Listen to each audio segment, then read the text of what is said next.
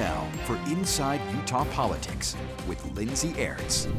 Well, welcome on into IUP Plus. This is our streaming show on News for Utah Plus, so we're glad that you found us. If you're watching us on YouTube, we would invite you to go on your smart TV, go to Apple TV, Roku, or Amazon Fire, search News for Utah Plus with the number 4, and find us there.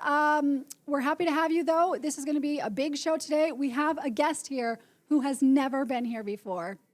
Gabby Finlayson, how are ya? I'm doing well. Thanks for having me. Okay, Lindsay. this is so cool because we have a rotating set of panelists and hosts. Adam is part of it, but this is the first time we've ever had someone who is non in our group as part of the panel. So we're grateful. Goodness. I'm honored to be the first guest. It's incredible. You are the first, and I'm very excited to hear your take. Tell us who you are and what you do. Absolutely. Yeah, my name is Gabby Finlayson. I'm a senior partner at Elevate Strategies. We are a campaign consulting firm here in Utah. We're primarily for Democrats, progressives, some independents, and third parties. We do a lot of communication consulting for groups in Utah and around the country. And Adam, you're an old regular. Yep, I'm Tell us Adam about Gardner. I'm yourself. a lobbyist, and I love everyone. It's very good. And we're glad you're both here today. We're going to have a very civil but heated conversation. I'm excited for it. Oh, wait, Producer Peter's here, too. Hi, Producer Peter. Of course. Hi, everybody. It's good to Forgive my see hair you. misbehaving.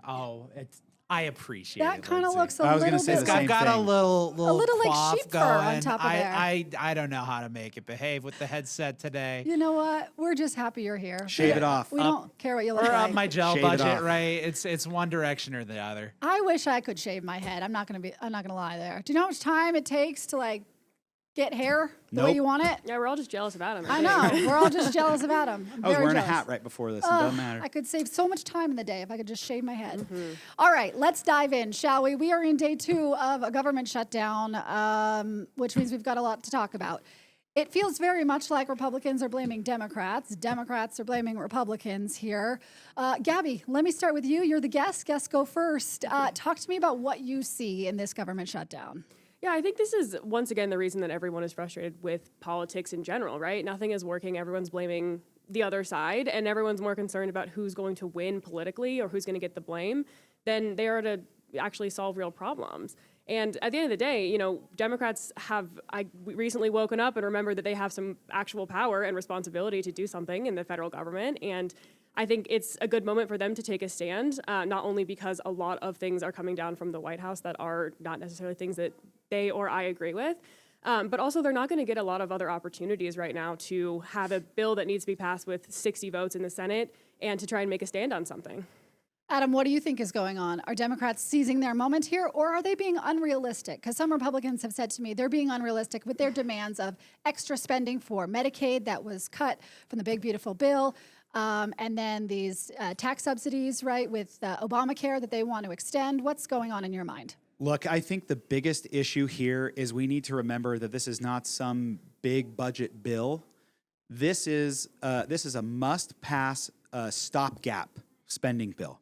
This is not a type of bill where you hang. This is not a Christmas tree bill, as we used to call them in the legislature. This is not something that you hang different ornaments or things that you want on this type of spending. This is simply a continuing resolution to continue current spending levels to keep the government open. I think it's inappropriate for either side to come with additional issues, additional spending. I think that's wrong, and I think it's not in the best interest of the American people. So if Democrats are coming to the table with an extra $1.5 trillion in spending, and they're talking about these Obamacare subsidies, those run out of money next year. This is not a problem that you have to solve right today. And you know what? It wouldn't matter anyway because Congress is going to wait till the last minute anyway because that's what they always do. But I think it's inappropriate for the Republicans to come to the table with additional spending as well. The whole point of this is to give us extra time to negotiate an actual budget. And that's what we need to focus on. So if either side is not budging on any of those issues, I think that's the real problem here. So, Gabby, what do you think your side should do here? And do you agree with Adam that Democrats have made some demands? He's saying that's inappropriate. What do you think? Yeah, I think it's really difficult when a lot of these members of Congress and Republicans are lecturing Democrats on what is responsible spending or what's a serious plan when they just added $3 trillion to the deficit, Snap. passing Sorry, Adam. passing this, this Trump's budget bill to essentially give government handouts to the ultra wealthy and to corporations. And then they're coming back to Democrats and saying, you're being unreasonable by saying that people that are already struggling should have to pay more for their health care. And when in reality, if we didn't have to bail out billionaires, we wouldn't have to have this problem. Adam, is that what's happening here? I remember, I consider myself a middle-class person, and I saw benefits from the Trump tax cuts. I think, I'm not a Trump guy. I'm not a Trump fan, but I certainly benefited from those, and all my friends that are middle class or lower middle class benefited from that. So, yeah, a billionaire probably would benefit from that too. I don't think it's bailing out anyone. I also want to make a distinction here. Something you said, Gabby, was that this budget bill. Sorry, that the was continuing resolution. No. You were correct. You were correct. It was a budget bill that actually got passed through regular order through the Congress. And so, if that's what we're going to be talking about, then that's what we should be talking about. That's not what this is. A continuing resolution is just a continuation of current spending levels. Let's pass that. If we need to negotiate anything else, if we need to talk about healthcare or billionaire spending or tax cuts, let's talk about that during a regular order budget bill. But we were supposed to have this done October 1st, and we're nowhere closer. Gabby, respond to I was that. just gonna say, well, in reality, though, right, every single time Democrats have tried to actually have a bipartisan conversation about a policy issue that they want to bring forward, they are not negotiating with good faith actors in this situation, right? The Republicans are going to do whatever Trump tells them to do. He has no interest in negotiating with Democrats. He's made that quite clear. And so when is the opportunity for them to do that? When every time they've tried to do that, it has been shut down immediately. This is the only real opportunity they have right now to try and make us, not just a stand, but make a point that we should not be raising people's premiums. We should not be cutting their health care. And there's no opportunity to do that because everything that the Republicans do in Congress right now is dictated by the White House. And if the White House can't find the votes to get this done, that's not on the Democrats. That's on Donald Trump and his team. This is bringing back a lot of memories from the Inflation Reduction Act, where Congress was just following the orders of the Biden administration. No Republicans voted for the bill. And again, that was a budget bill. We're talking about just a CR, something that should be so easy for both sides. So I think if both sides are really serious about just giving ourselves a couple extra weeks or a month or two, then we need to not talk about new programs. We need to be serious, and both sides need to sit down and have a conversation about what an actual budget looks like, and not mess with a continuing resolution because people can't get some of their welfare checks. Military folks aren't getting paid. Military hospitals they're shutting down a lot of services. So unless we're willing to have that conversation about not adding any extra spending, then I think the point is moot. But I look forward to the Republicans coming back to the table to make that happen. Oh, this is just so feisty. I love it. I'm just going to sit back and eat the popcorn while you two debate. I love it. I want to play this clip from Congressman Mike Kennedy, who was on my show, Inside Utah Politics. Excuse me, that was not where he came, but he came to ABC4 News to talk to us about the government shutdown on the day it happened. Adam, I think he's kind of making the same point you are.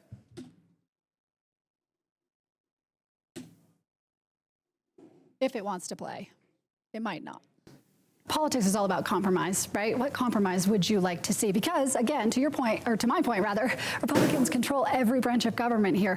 So why not make a deal with the Democrats? If the Democrats had a serious proposal, for example, and you haven't even asked yet about the enhanced premium tax credits, and those are set to expire by the Democrats. The Democrats once again set those to expire at the end of this year. There is negotiable points associated with that. That seems to be their top line issue, but they haven't even brought a serious proposal to the table. They want $1.5 trillion more spending, and the Republicans, that's not even a proposal that's feasible. So at this point, if the Democrats came back and they want their enhanced premium tax credits, I'd like to see a glide path for those. I've talked to those in the industry. There is a way for us potentially to do this, but if you're going to be 180 degrees away from the 0 degrees that somebody else is at, and that's your proposal, it's just not going to work. So they need to come back with something reasonable, and I think there could be a negotiation. So, Adam, Congressman Kennedy there just saying that the Democrats' proposal is unreasonable. Like you're saying, this is not the time to do this type of spending. But what responsibility do Republicans have here to negotiate this? To Gabby's point, she was saying, when else are we supposed to do this, right, in terms of Democrats? What is the Republicans' responsibility when they control all three chambers You're of Congress? supposed to do this during a budget discussion. That's when it's supposed to happen. On a continuing resolution, you're supposed to keep the same amount of spending as you had before. So the answer should be zero additional spending. That's what a continuing resolution is. That's the very definition of continuing the spending. And so if you want to say, no, we want to add $1.5 trillion for 3 months of keeping the government open, that's an inappropriate discussion to have. It's really hard to negotiate with one side who is saying we just want to increase spending like crazy. And I called out Republicans during the big, beautiful bill because they added $4 trillion to the debt. That was inappropriate because it went against everything that as a Republican we vote for. It's inappropriate then, it's inappropriate now. Gabby, what do you think? I don't necessarily disagree with Adam. I think that, that is what should happen. That's what historically has happened. But there are many things that this administration and this Congress have been doing that are not normal, that are not typical, because we don't really have a normal process anymore with, Donald Trump in the White House. And so, I hear what you're saying, Adam, but even, Congressman Kennedy said in that clip that he's willing to negotiate right now and have that conversation right now. But said it wasn't serious. And as a doctor, I would hope that, the congressman would think that people having health care and being able to afford to live and being able to, not have the government continue to be shut down because it's affecting a lot of people in very serious ways, as you said, Adam, that is serious. And I think having that discussion is important. And again, lecturing us about not having a $1.5 trillion when they just cut all these programs that people rely on and balloon the deficit, I also think that is not an appropriate conversation to be having right now. Well, maybe he was right. Maybe it was inappropriate then for Democrats to let these tax credits expire. Let's move on from this topic, shall we? Let's talk about another topic related to the government shutdown, and that is the administration has posted on several government agency websites specifically that the shutdown is the fault of the Democrats. In fact, Adam, where did you see that post? It was on the FDA or something like that. This was actually website? The Forest Service, the USDA, that's what it was. But it's on a bunch of them, and I'm just going to. Do you care if I read it? Go. It says the radical left Democrats shut down the government. This government website will be updated periodically. During the funding lapse for mission-critical functions, President Trump has made it clear he wants to keep the government open and support those who feed, fuel, and clothe the American people. So it says I see nothing. This is not. It says that on a government agency website. Adam, go. What do you make of that? Okay, so first of all, as a Republican, that's pretty wild to me. I remember a couple things that happened during. I've lived through a few of these as a federal government employee. There was one during the Obama administration. I think it was 2013. They put up barricades outside of Washington's Mount Vernon. And said, this is all closed off. And then Mount Vernon had to actually show up to work, and they said, the federal government doesn't control this. This is a private site. Get off our property. Yeah. And so both sides try to politicize the government shutdown. They would shut down the National Mall, even though it's just an open field. Like, what are you shutting down? Open air, which is crazy. But this is something that is pretty wild to put on a government website to actually be essentially campaigning. It's definitely propaganda. I recognize both sides use the bully pulpit and the propaganda when they have control of the machine here. But this is kind of a step too far to post this on government websites. Gabby,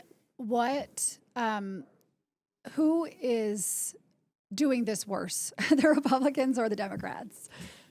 Doing the shutdown worse or the propaganda? The putting the stuff on the website. This is the first time we've ever seen something like this happen during a government shutdown, to my understanding. I mean, I agree with Adam. This is straight up government propaganda. This is not something that we see in democracies. This is not something that we see from a normal administration, a normal president.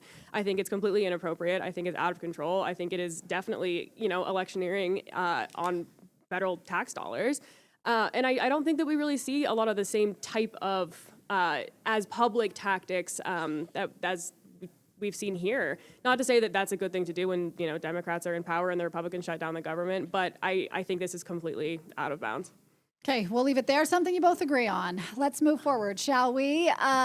We have a local issue here in Utah that is really impacting us, and that is the redistricting process. We've had 2 public hearings at this point. Coming up on October 6th, there will be a final vote on one of these now 6 public maps, 5 from the Republicans, 1 from the Democrats, on which map will govern our new lines. Adam, let me start with you on this. The Utah Republican Party recently came out with an email endorsing Map C, saying, quote, that it's the only map that can stop the Democrats. Was that an appropriate email for the GOP to send? Sure. Republicans can comment on any map after they're drawn, and it's a public process. The party can comment however they want. During the hearings that happened, you had some Democrat county party chairs actually call in and testify for the Democrat maps. This is a normal process. This is what should happen. Anyone can comment. Any liberal group, any progressive group, any party can comment once the maps are public. Where it would be inappropriate is if the party was actually using their data to craft these maps. That would be inappropriate. That is not what has happened here. I got that same email from my party to call your legislator and advocate for Map C. Well within their right to do. They can educate whoever they want to. The Democratic Party can educate whoever they want to. Not inappropriate at all. So, Gabby, do you find it inappropriate? Because like Adam's saying, they're a constituent just like anyone else. I think it is appropriate. I don't know if it was the smartest thing to do, is what I will say. I think absolutely political parties have total leeway to say what they want to say. But I think the problem here comes in that to act like the legislators on the committee, the Republican legislators from day one, were not leaning towards Map C, and to also act like they don't hear the things that the Republican Party is saying, that they're not influenced by the Republican Party's rhetoric, I think is just not the case. And I think that email was certainly problematic because throughout the day yesterday, Rob Axson changed his tune a bunch of times. First, he said he was talking to the legislators. They were telling him maps that they liked. Later in the day, he said he did not speak to them at all. And I think he also was trying to justify this by saying, no, it's about the urban and rural divide, when in reality, Map C is not the only map that has the urban-rural divide, and that was not referenced in the email. It was explicitly partisan, and for the Republican legislators to go forward with Map C, as it seems like they're going to do, I think they're showing their hand that this is not about process. This is not about, trying to get the most fair maps. This is about them trying to follow the bare minimum and still give themselves a leg up. Adam? Which map do you like? That's not for me to say. I don't have a strong preference.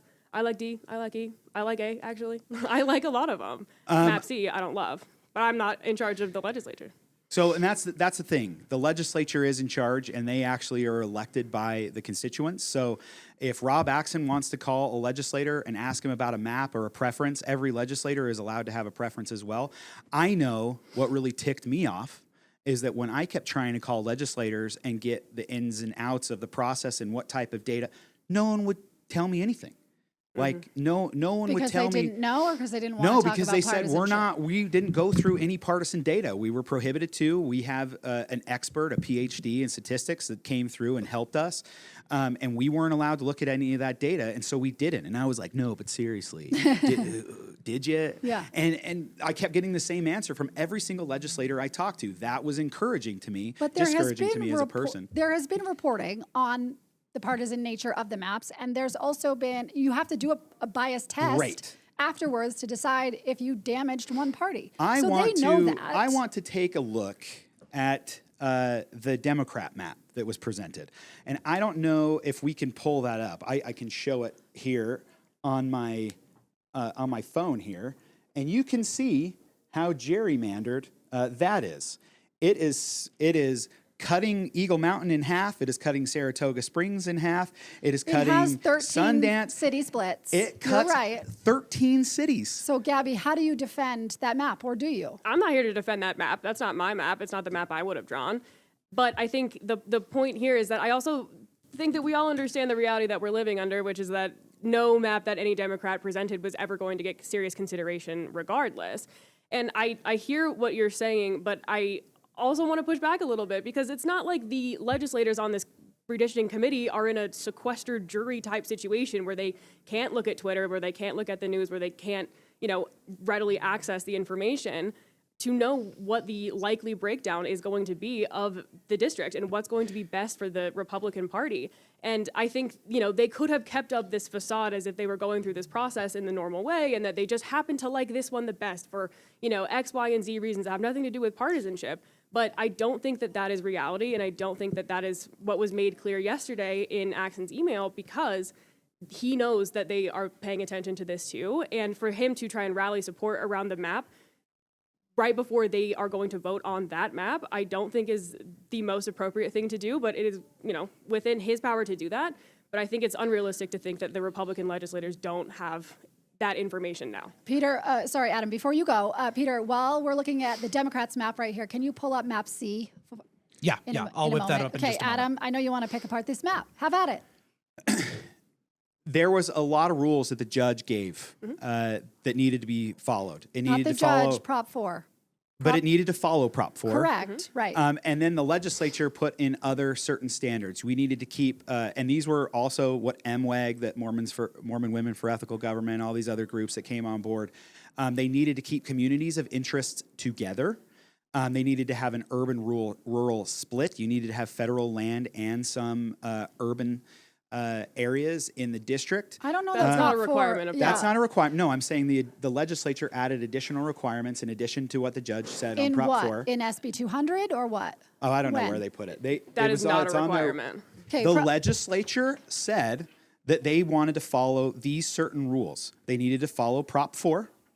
They needed to have an urban-rural split and keep communities of interest together. Okay, they may be saying that, but I don't know. Peter, you're going to have to fact check us here, but I don't think that's part of Prop It's 4's not a requirements. requirement. No, but they also It's also not a codified requirement that the legislature. no, but the Yeah, judge threw all the codification stuff out the window when they came back and said that the legislature didn't follow the correct process and you have to redraw the maps in such a short amount of time. So normally we have this big drawn out public process, but the judge made it so quick that wasn't going to happen at all. So we got rid of our little public process, and the Democrats actually submitted the exact same map that they submitted years ago. Didn't change anything of it. Gerrymandered like crazy, splitting up communities of interest, and their own person that they hired on this process, their own consultant, has said in his papers that Utah wasn't gerrymandered at all. Something that I think that the Democrats on the committees were not aware of. And so my whole point is the legislature has given us multiple maps that citizens can look at and communicate on. There would not be enough time if the legislature submitted one map that they liked, that even if they received feedback, they would not be allowed to change at all in that 10-day period where you have to keep it open. They're not allowed to change that by law. So you have to have multiple options. The fact that legislators want one map over another is perfectly fine, and that's why we elect legislators, because they represent the people. Gabby, final word here in our last minute. Sure. If you want to go toe-to-toe on whose expert is more credible and which one has had their, opinions gotten thrown out by multiple judges across the country, we can have that conversation. But I think this is not a requirement for them. There is no requirement for them to codify any sort of standards. It's to use multiple tests that make it the most fair. And I hear what you're saying in that it is, it's best for them or the one that they like the most, but then they should stop pretending like there's no partisan interest in this and stop lecturing the Democrats about outcomes versus process, because it's clear that the only thing that they're really concerned about, both from the state party and from the members of the legislature on the Republican side, is the outcome of keeping all 4 seats in Republican hands. I will add that the judge did put in her ruling that there wasn't enough clarity on partisan symmetry, which is why the legislature is going back to clarify that. And I also have looked at that hierarchy of Prop 4, and it's my understanding, and Peter, if you want to add any facts in our last 2 seconds, I know we have to wrap, but the hierarchy of Prop 4 starts with federal and constitutional rules and laws, followed by cities, keeping cities together, followed by keeping counties together, and then the other criteria follow after that. So that's my understanding of Prop 4. The Democrats should have followed that on their map. Sorry. The Democrats split a lot of cities. You're correct. They split a lot of cities. And the legislature has come up with their own definition of communities of interest, Adam, to your That's point. true. They are saying, here are the 4 criteria. It's like schools and Higher ed, and military military installations. installations, right? So the legislature has come up with their own definition of what they interpret as important communities of interest. We're going to leave it there with facts. You guys, this is the best episode today. I appreciate your debate and your opinions. Thank you for joining us today. And of course, you can watch Inside Utah Politics, which airs on Sunday at 8 a.m. and 4 p.m. on ABC4. And we will see you next time.